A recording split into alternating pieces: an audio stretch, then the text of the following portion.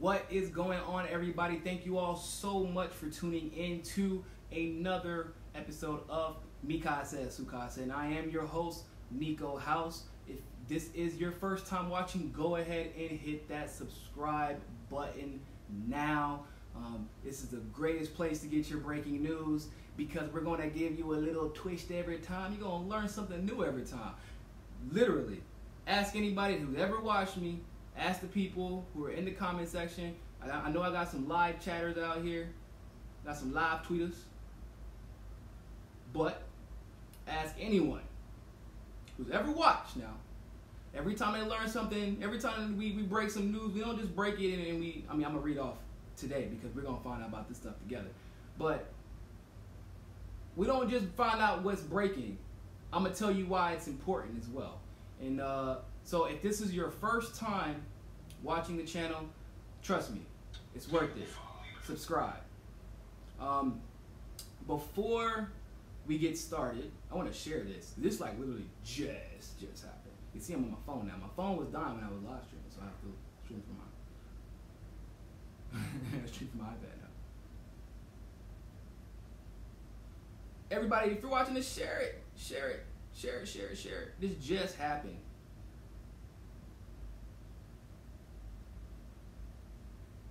This is like crazy news.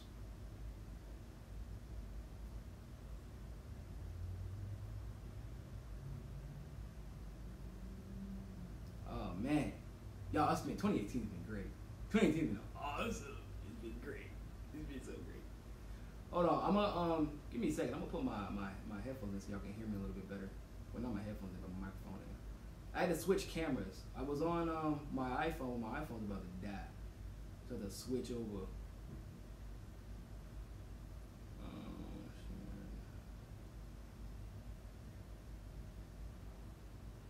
Y'all.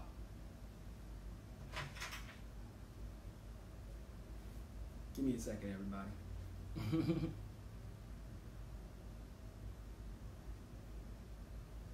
Thank you all for bearing with me. Who all came in here?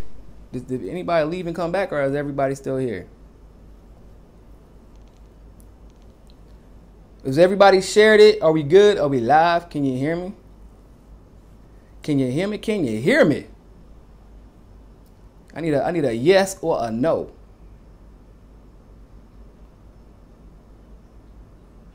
Okay, I think we're good, right? I think we're good? Okay, I think we're good. Good stuff. Okay, so guess what, everybody? We getting a memo. They're releasing the memo. They're releasing. Y'all, listen. Okay, y'all have to understand something. I started working for Bernie Sanders' campaign in 2015. Okay. 2016, March, I had to leave the campaign because I had to investigate Hillary Clinton's campaign. And it involved his campaign. I was working for a super PAC. It involved his campaign and what they were doing to his campaign, and it would be a big conflict of interest. I have been stressed from the moment I have done my first video. Okay? Seriously, I'm not joking. Stressed. Because I said, and if anybody who has ever watched that video,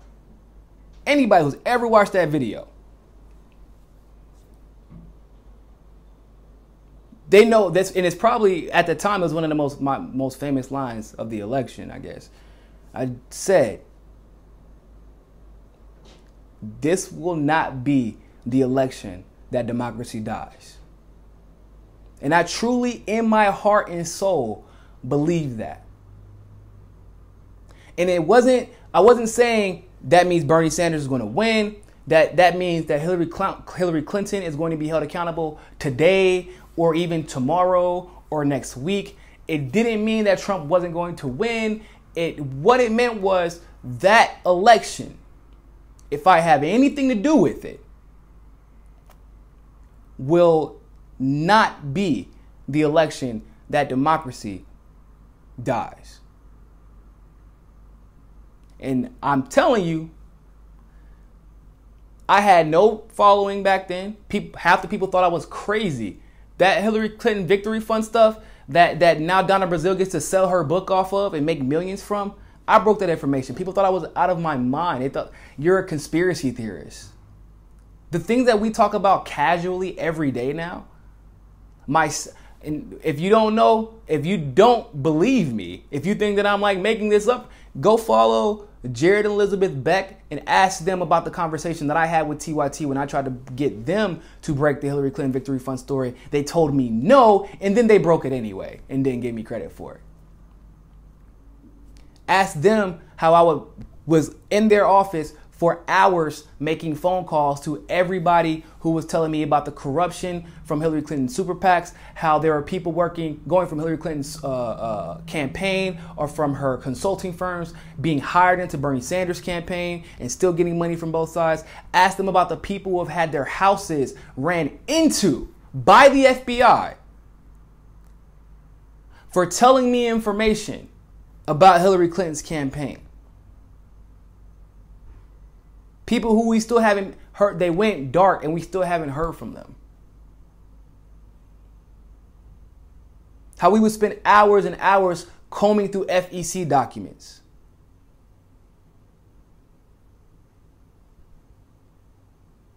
Literally. Up all night, people. 4 or 5 in the morning for 2, 3, 4 weeks straight. On the phone. Coming up with a plan. That DNC fraud lawsuit, if many of you are familiar with that, I'm sure a lot of you are. That the DNC fraud lawsuit was an idea. It was, I really want to do this. I have no idea how it's going to get done. And I always tell y'all, be careful where you put your energy to. If you say, no, we can't change anything. If you say they're never going to be held accountable, that is what they are counting on you to say. That is exactly, because guess what? If you feel like nothing will happen, you will do nothing to make it happen. If you feel like there will be no consequences, you will never try to get consequences for those who deserve it. You feel like the election is always forever going to be rigged, you will not go vote. And so we will never know if it's actually being rigged or not. And there will never be any incentive to change because you are not paying attention to it. And so the people who do claim it's rigged, we look like crazy. We look crazy because that's what they try to do. What do we say? We said the election was rigged. They said we were crazy. We told them about the exit polling. They said we were crazy. We told them they were throwing ballots out.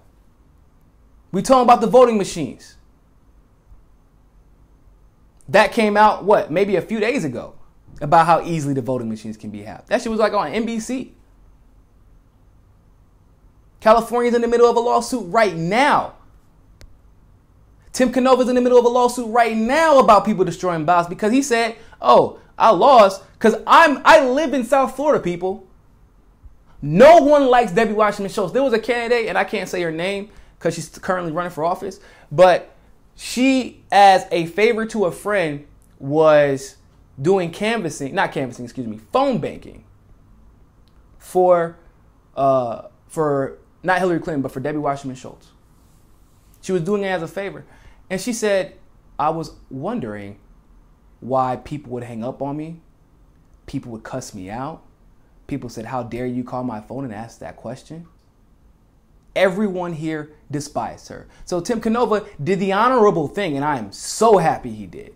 He challenged it. Jared and Elizabeth Beck, once again, they answered the call of any attorney with any integrity. And guess what happened? The court subpoenaed those ballots because Tim Canova said, I know. Because we all know, look at the statistics. He had a record-breaking campaign. Guess what happened? Snipes, one of Debbie Wasserman Schultz's little cronies, throws the ballots out. But we were conspiracy theorists when we said Tim Canova won. Just like we were conspiracy theorists when we said that Bernie Sanders won. Just like we were conspiracy theorists when we said the FBI was clearly in Hillary Clinton's pockets. When we said that Andrew McCabe, Robert Mueller, James Comey, and the CEO of CrowdStrike, I can't remember his name, but the CEO of CrowdStrike, we said, yo, that's a huge conflict of interest. Remember when we told you all?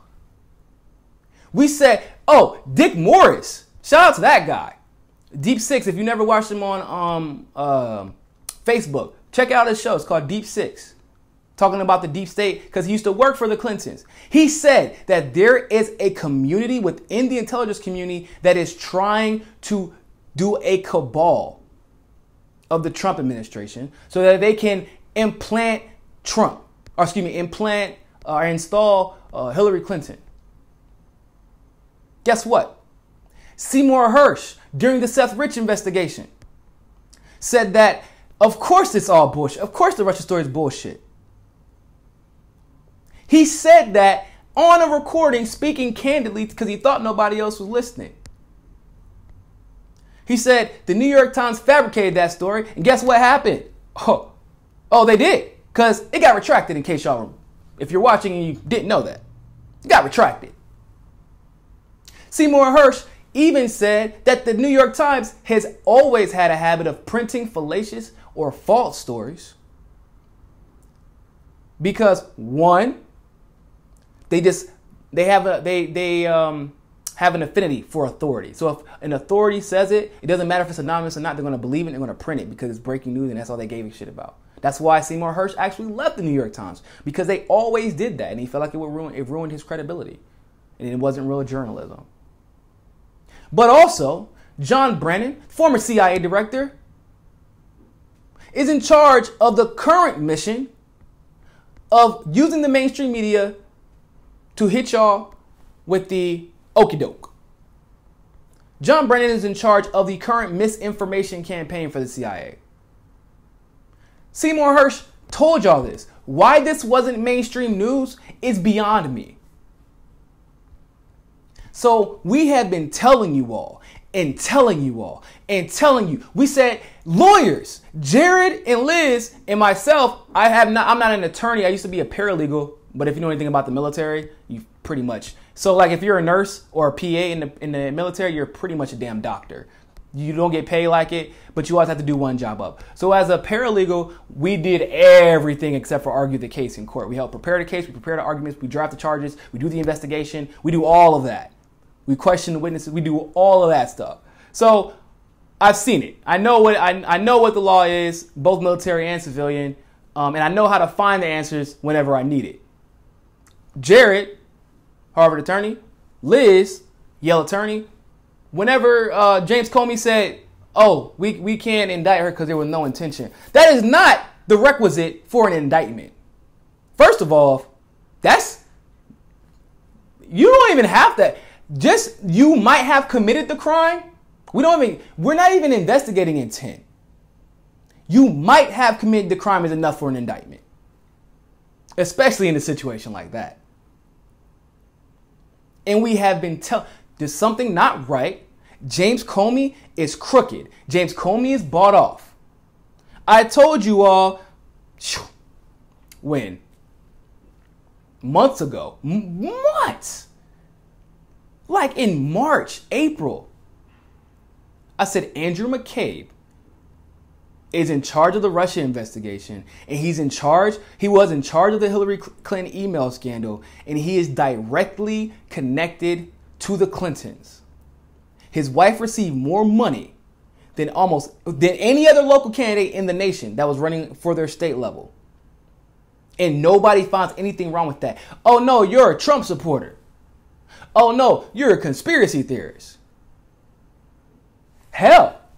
Like I just said, shout out to my good friend H.A. Goodman. H.A. has been telling y'all these people are getting fired. He said the indictments were coming.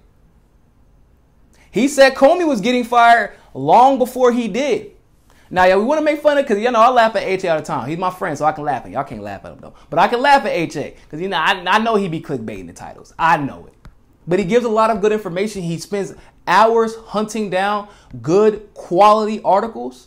And at the very least, if you get a quote-unquote clickbait title, you're going to learn some material facts that are necessary in situations like these. So whenever your family and friends are like, no, this isn't true. Like, oh no, I can go to this article right here. This is where it says it. The reason we know about CrowdStrike, the reason we know about a lot of what happened in WikiLeaks is because of H.A. Goodman. Say what you want about the man. The guy is a diligent worker and he does his research. And he said that this was going to happen. He also, before I even started delving deep into my media career, he's been writing article after article after article saying, yo, Trump, and I said the same thing, but we didn't know each other at the time. He said Trump is going to win. If you cheat Bernie Sanders, Trump will win. He said this in 2015. And so here we are, finally. We are at a crossroads. I told y'all in the beginning or the end of January or end of December, beginning, I said, yo, 2018 is about to be a crazy year. And it is because of you, the person who is watching right now. Because when they said, forget about Hillary Clinton, forget about her, she's not president. Yeah, you would want me to forget about her, wouldn't you? Why? So Andrew McCabe could walk free. So Hillary Clinton could walk free. So we don't know how involved Bill Clinton was in the Uranium One deal. I just saw Eric Holder, former Attorney General, who approved the Uranium One deal as a favor to Bill Clinton, who made him the first black U.S. attorney, try to lambast the GOP because he's an honorable man. He must have didn't read that article about Andrew McCabe and the texts that are about to come out ASAP, okay, about him being a huge conflict of interest, investigating or being the head of both the Clinton email scandal and the Russia investigation. Hey, look, you got to go. Get out of Dodge. Y'all think, hey, y'all gonna laugh. I'm wrong for this. I don't feel like Trump's trying to put up the wall to keep Mexicans out. I think he's trying to keep Hillary ass in because she about to run. She about to be running. She going to be on the back of the damn the ICE truck. La Migra. She going to be on the back of the truck like, I'm sorry, no speak English. I speak only Spanish. Like, Hillary, get your ass out of that truck, girl. You got a committee to go talk to. And a jail cell with your name on it. We make it nice. We're going to have a whole rack for your pantsuits. We're going to have another whole rack for all of your charge sheets because there's a lot of them. And don't worry, because guess what? I know you got a bunch of stuff you got to do overseas too, because those investigations are still open. The one for Haiti and Venezuela, remember that? I know you got stuff to do overseas. It's cool. We're going to give you all the yard time you need to go handle those investigations too. And when it comes down to it, we'll do like Jay-Z and Eminem. We'll do a collab. We'll make sure that we get some jail time with you and they get some jail time with you. And then we can get some too. And we go back and forth like that. Or better yet, we'll do like Jay-Z and Kanye on Watch the Throne album. We can go back and forth. Everybody's going to get some jail time for you. It's okay. Don't even worry about it. Yes. Nah, but seriously, people. I am, if you've been watching me, you know that I am a proponent of making sure that you put your energy in the right direction. If you are pessimistic and unhopeful, then the outcome will be exactly what you put into it. Somebody told me, why would I vote? And I don't want people to think that I'm naive about vote rigging and election rigging. It's the total opposite. If anybody's aware of it, it's me.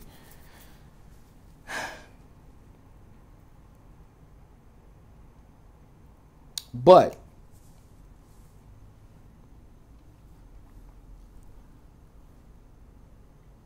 you can't not vote. Just as a small example, you can't not vote. Because if you don't vote, I'll put it like this, not if you don't vote, if you didn't need to vote, if your votes just absolutely never mattered? Why would they be throwing your ballots out? Why would they be shredding your ballots? Why do we need to why do I need to rig voting machines? Why get rid of exit polling? Why do I go out of my way, right, to suppress one candidate over the other? Why do I go out of my way to not televise the crowd of one candidate over the other? And I want to be 100% honest with you. If you think our system is totally rigged, well, I got one name for you that will tell you otherwise. Donald J. Trump. Because I don't know if y'all know this, George Soros gave a speech about Donald Trump. George Soros came out of hiding to try and galvanize the Western world, the Western establishment, to push out Donald Trump and say, I'm going to take care of him by 2020. That's what George Soros said. George Soros came out of hiding.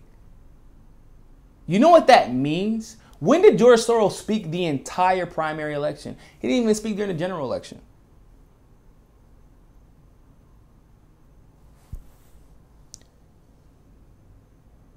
But Donald Trump beat him. He hacked the system. He just stopped giving a fuck. But more importantly, we stopped giving a fuck in a good way. We stopped giving a fuck in a productive way, if you will. If somebody asks me to this day, and trust me, I'm not shy about it. They're like, who would you vote for? Oh, I voted for Jill Stein. But if I was in a swing state, I would have voted for Donald Trump. Well, how could you? You don't think that he's grabbing people by the pussy? I'm like, he ain't gonna be grabbing everybody by the pussy in the Oval Office. What the hell kind of shit is that? Like, that's not gonna happen. I get it. He's not a good role model. Whatever. But you can look at him and point at him and say, he's not a good role model. And your kids will listen. If I talk to another intellectual of mine, a friend or acquaintance, and I say, Hillary is an evil woman, how can y'all ever think that she is anything but, if you've done any research? No, I think you're misunderstanding her. No, there are reasons for that. So you see the difference here. You see the obstacle that we have to overcome. If I don't like Trump, I can approve some of the things he does, and I can disapprove most of the things that he does. But I can explain to someone why that's good or bad. Not everyone's going to agree, but most of the country, if you have any iota of intelligence, I'm like, okay, that's rational. I can see that. You shouldn't say racist shit like that. Okay, cool. You shouldn't do this. You shouldn't do that. If I'd say that about Hillary, people act like I've lost my damn mind. Not everybody. We've woken up a lot. But back in the day, during the election. And so I made it my mission to educate myself, and a lot of you did as well. We stopped following the mainstream narrative, and we kept watching our favorite journalists. We kept watching our favorite, we had to watch the mainstream media from time to time only to pull out their bullshit and dissect it, right? We kept reading the articles. We kept digging deeper. Whenever we had another question, we didn't stop. They called us conspiracy theorists. They laughed. But our favorite journalists kept becoming more popular, and we bring one more person over, and then one more person over, and then people who aren't even paying attention to politics because they realize how much it affects their lives. And then y'all watched even more and shared even more and got more involved and started giving us information that we would have never been able to find on our own because, we don't have a whole research team like CNN or New York Times or whatever. And it has literally all led down to this point of them releasing this memo. I told you all. HA told you. A couple of other people said as well. I said it very explicitly though. In March of last year, I said, listen, y'all, we cannot have Hillary Clinton in office. We can't do it. Because when this time comes, when this moment right here comes, we can't let Hillary Clinton be the one to appoint the Supreme Court justice. We cannot be the one to have Hillary Clinton appoint the Senate Judiciary Committee or even have her people involved in picking it. We can't have her and her neoliberal establishment Democrats calling all of the shots. I know it sounds insane. I know for some, as maybe progressives, but for some it may sound counterintuitive. But this Republican pettiness that we're seeing right now, this is actually democracy. This is exactly what our founding fathers intended to happen if you do what Hillary Clinton did. If you do what Bill Clinton did before that. Even, ladies and gentlemen, if you do what Bush did. Okay? If you do something for such a time, for the length of this, because we're going on like 40 years in Reagan. The people become smarter and wiser and more pissed, and smarter and wiser and more pissed, and smarter and wiser and more pissed. And all of a sudden, the neoliberals who forgot that Alabama gets a vote too, the neoliberals who forgot that Kansas gets a vote, who forgot that they're not only people in Michigan, in Detroit that live in Michigan, but there are people who live outside Detroit. The people that you forgot about that got their job stolen from your policies. When you forgot about Flint, they didn't forget. When you forgot about Tallahassee, Florida, when you forgot about Jacksonville and the Panhandle, when you forgot about rural North Carolina, South Carolina, Wisconsin, Pennsylvania, we saw a phenomenon happen that was always intended to happen. We saw a reset button hit. Twofold. On both the left and the right. We saw Bernie come into the picture. Simultaneously, we saw Trump come into the picture. You saw in this weird turn of events, people saying, yeah, my two options were Bernie Sanders and Donald Trump. What? Why? Well, they're not establishment. That's it? That's your only requisite? Yep, I'm that pissed. I don't want Hillary. I don't want a Bush. I don't want anything that has to do with a legacy. I don't want anybody who's been in office for X amount of time. I don't want anybody who has ties to this person. And then think about it. Then the expectations for who they wanted kept narrowing. They took this money, can't do narrowing. Well, they didn't say this, narrowing. They did this before, and then it only came down to two people. And democracy was going to prevail. It was going to prevail, or it was going to explosively fail. Prevailing, honestly, would have been Bernie Sanders winning. And us transitioning into a phase where we're more politically active, more politically aware, but also our policies that many people in the country were advocating for would have came through. Someone who calls out racism, somebody who calls out institutional, healthcare would have started progressing for everything, schooling, everything that we need to be prosperous as a whole, together as a nation. It stopped becoming about competition only and about, okay, we can compete in a friendly manner, but how do we get there together? That's what was about to happen. Now, the other side of that coin was Donald Trump. Either we can work together for democracy to work, or I can bully your ass into it working. That's what Donald Trump is, right? But what happened still, ladies and gentlemen? Oh, because democracy failed miserably, thanks to Hillary Clinton and many people with her, because it's not just, no pun intended, not with the with her thing, but many people with her prior to her running, they all had a part in this. So when Donald Trump won, because democracy fell on the Democratic Party side, guess what? I mean, yeah, we were pissed, but we're still more politically aware. Now we're hyper vigilant because we know you cheated to get, or you tried to cheat Donald Trump. You did cheat Bernie Sanders.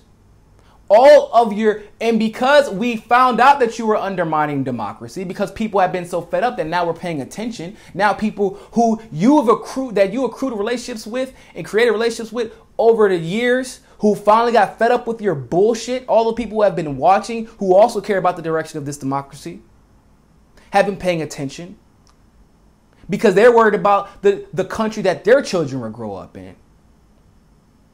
They're worried about the futures of their families and generations later that we had no idea. They're like, I can't be a part of this. So we start hearing secrets upon secrets upon secrets. Information that we would have otherwise never had 40 years ago, even with internet, because there was no incentive. Our soldiers are pissed. The only way that they can get soldiers to even want to go to the military, because they knew our wars were bullshit, was to give us the 9/11 GI Bill and say, we'll pay for everything if you would just fight this proxy war for us. So you fucked up. And the very people that you managed to keep on your side because you were able to say, you go here, you don't have to go to school. Now, you made us all go to school. That's the only way I have a fucking livelihood. We joined your armies. We saw you were full of shit. We left and we learned how to fight you. Oh, but it gets better. Because then we went to, because these soldiers are intelligent. These are some really, really intelligent people. A lot of them just didn't fit in with their crowd. That's how they ended up going to the military. But we went to college. And remember, because the oligarchy people, because of the oligarchy, got greedy. They drove up student loans. They drove up the cost of tuition, and then they said, oh, we can just take this loan. By the way, you can't get a decent job without a college degree. So you made everybody go to college, right? Minorities, women, white people, international students, because they pay cash. And all of a sudden, you start talking to that Muslim student. And you start finding out what really happened in their country. All of a sudden, you start talking to that black student, and you came from Alabama, never met a black person in your life. And all of a sudden, everything that you thought was the case was wrong. All of the sudden, we can bounce ideas off of each other. We're working together. We're telling our kids the truth, cutting off generations of lies. All of a sudden you have entire groups dedicated to causes, and these are going to be the future 1%ers. All of a sudden you have people like Jared and Elizabeth Beck, who are in the top 0.01% of earners in the country, and are fighting for the DNC fraud lawsuit because Liz came from poverty. The type of poverty that most people don't come back from. And so she knows what it means to have your vote counted so that you can actually be represented and see change in your life. Jared worked for that multi-million-dollar law firm that promised him everything. And he saw how corrupt the process was. He was fed up with the system and he left it. You know why he was fed up with the system? Because the oligarchs took advantage of it. So you even have attorneys now who have seen what the oligarchy has done. You've created attorneys. You've created intelligent students. You've created social interactions that otherwise wouldn't have happened if you just sat your greedy ass down. You've created intelligent former soldiers like General Wesley Clark's son, who called the war in Iraq exactly what it was, after his brave father came out and told us exactly what they were about to do in the 7 countries in the Middle East.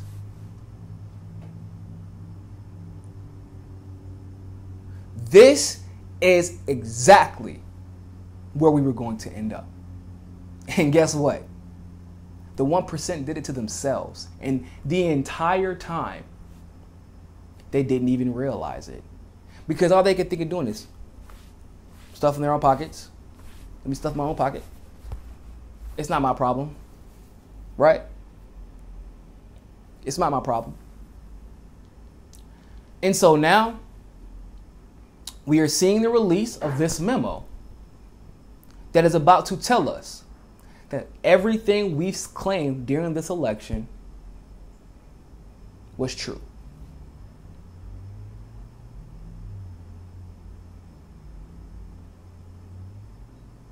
I'm gonna check in the comment section. Do y'all want me to read the entire article to y'all? Or do you want me to just find the date and shut up? I can do that too. It's okay. I understand. I was on this diatribe because I'm just like, man. Because I could talk to y'all because I know y'all understand me. Because I see y'all on Twitter with me. I see y'all on Facebook with me. Pissed. Like, why do we have to explain this simple shit to people? It's right here. Give me a link to the article. It's right here. The link is right there. You can see the facts and the numbers. They're right there. So I know y'all with me. I had to vent, man. Y'all know y'all my family, so I got to vent to y'all. All right, I'm going to go ahead and read it. And this is from CNN Politics because they were the first ones to break it. So, Schiff says that that Republicans on the committee voted to release the controversial memo by Chairman David Nunez. Nunez memo says that the FBI abused the FISA surveillance law over its use of the opposition research dossier on Donald Trump and Russia as a part of the case to obtain a FISA warrant for Donald Trump campaign foreign policy advisor Carter Page. That was random. Carter Page is like, that's the first time we heard it was during this memo situation, but like they were going after anybody they could, clearly. So it cites the role of Deputy Attorney General Rod Rosenstein and outgoing Deputy FBI Director Andrew McCabe for their roles in overseeing aspects of the investigation, according to a source briefed on the matter. Separately, Republicans on the House Oversight and Judiciary Committees are expected to get briefed Tuesday by the Justice Department Inspector General Michael Horowitz, who is investigating FBI actions during the 2016 election, according to two members of the panels, which are conducting a separate investigation to the FBI. So there's two investigations into the FBI right now. Oh man. One of the members, Jim Jordan of Ohio, confirmed to CNN that the meeting was taking place on Tuesday. So my assumption is that we'll know the date that the memo was to be released tomorrow. It's tomorrow. Yeah, tomorrow's Tuesday, right? Yeah. So the club's going up on a Tuesday. So saying it will not be the first time the members are meeting with Horowitz. Democrats on the committees are contending they were not invited to the briefing. I wonder why. No, we can't release the memo. Don't release it. It's a distraction. They didn't want to deal with your bullshit. I would not like when Diane Feinstein who released it. She tried to get ahead of the game and distract everybody with the Russia shit and say that the release the memo thing is coming from Russia bots. Yeah. Oh man, I can't. I want the text messages to be released. So do y'all understand that this is of WikiLeaks proportions? We are in the second coming of WikiLeaks post-election series. That's what we're in right now. This is WikiLeaks part 2. It's dope. It's man, I'm excited. But the difference is, however, WikiLeaks unfortunately didn't lead to a prosecution, although it galvanized everybody and made everybody hyper aware of what was going on in the government. This is going to lead to a prosecution. This already led to people getting fired. It is going to get uglier as time prevails or time goes on. And then we will see heads roll. I guarantee it. I almost don't want Bernie to win. I need this investigation to be taken care of yesterday. I don't want no Democrats in office until this shit gets squared away. Because at the end of the day, even if Bernie does win, there's going to have to be someone after Bernie Sanders. And someone after Bernie Sanders may be a neoliberal or an establishment Republican. Remember, Jeff Sessions is no different than your Hillary Clintons or your James Comeys. He tried to prevent this investigation from taking place. He allowed McCabe to stay knowing his conflict of interest. So don't get it twisted when I say the Republic. I mean, establishment. I don't want no establishment candidate. I want this to be squared away before we have anybody that can hopefully lead us into a progressive era to come into office. Accountability is the most important thing. We need to show people, look, you might get away with it for a year. You might get away with it for 2, maybe even 3. But eventually, you're going to get caught because we're not playing this game anymore. We watching y'all with a damn microscope. Everybody. That goes for you too, Bernie. Don't let me find out. You know, I'm a snitch. I'll be snitching. So, the House Intelligence Committee also considered a Democratic memo by Schiff, who said that he would be offering his own memo Monday to counter the Nunez one. We didn't even know we had a memo. So now Nunez, what's his name? The Democrats have a memo of their own that they want to release. So why didn't y'all release that? Y'all been saying it's a distraction, it's a distraction, it's a distraction. So why didn't you release the memo to counter whatever was in the memo to begin with? Oh, now you want to release the memo. Releasing the memo now. Look at y'all. Y'all ain't shit. Oh, y'all ain't shit. So, Schiff and other Democrats said that the New Year's memo skews the intelligence it's based on and is effectively an effort to try and discredit Special Counsel Robert Mueller's investigation into the Russian election meddling and possible collusion. Bro. So, you know what's kind of funny about this article? I don't know if y'all watched my last video, but he's like, it's an attempt to skew the intelligence. And then but they clearly didn't read the New York Times, because mainstream media, they're not even keeping up with each other. Because at the end of the day, what do I always tell y'all people? Special interests and self-interest always come first in that community. They clearly didn't communicate where Chris Wray, the current director of the FBI, said, oh no, dog, you got to go, Andrew McCabe, because these text messages is showing everybody that you did fuck with the damn intelligence of the Russia-Trump alluded collusion. You did interfere with the Clinton email scandal. You are going to get in trouble. Get the hell out. So CNN's trying to, you know how they do. They like the Democrats didn't talk to. They didn't call McCabe up. They're not talking because, I wish I was in Washington right now with a camera like, y'all see this shit? Y'all see this shit? Bro, they going crazy. Oh shit, is that a building on fire? Oh my God, is that Hillary Clinton's pantsuit closet on fire? I hope she got renter's insurance. Oh my God, this is so fucking amazing. Oh Jesus. That's what I would be like. Because Washington is probably upside down right now. It's got to be beautiful to watch. The House Intelligence Committee also considered a Democratic. Next paragraph. Representative Mike Conway, the Texas Republican leading the committee's Russia investigation, told CNN Monday that he would support releasing publicly Schiff's memo as well as the Nunez memo, so long as it does not reveal intelligence sources and methods.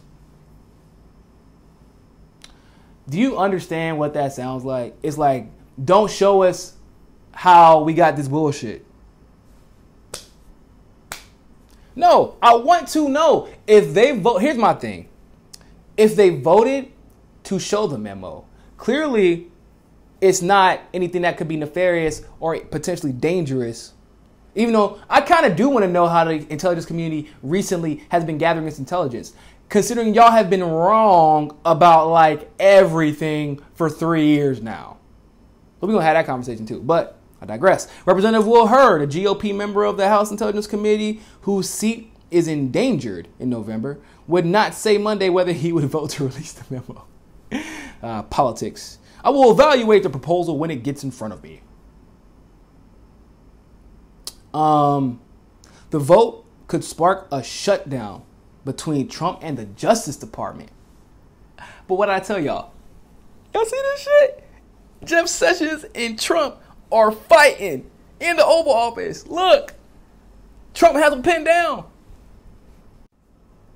So, yeah. I'm not going to get into all the nonsense of that. The moral of the story is, we here. We'll find out tomorrow when the memo gets released. I'm going to give y'all an update as soon as it happens. Right here. Make sure you subscribe. Hit that like button. Share the video. And always, oh, matter of fact, while you're here, if you're on Steemit, follow me there as well. If you don't have a Steemit, make sure you make one. Donate to that one follow $1 campaign on Patreon. Description is in the link below. And always remember, ladies and gentlemen, find your balance. Peace.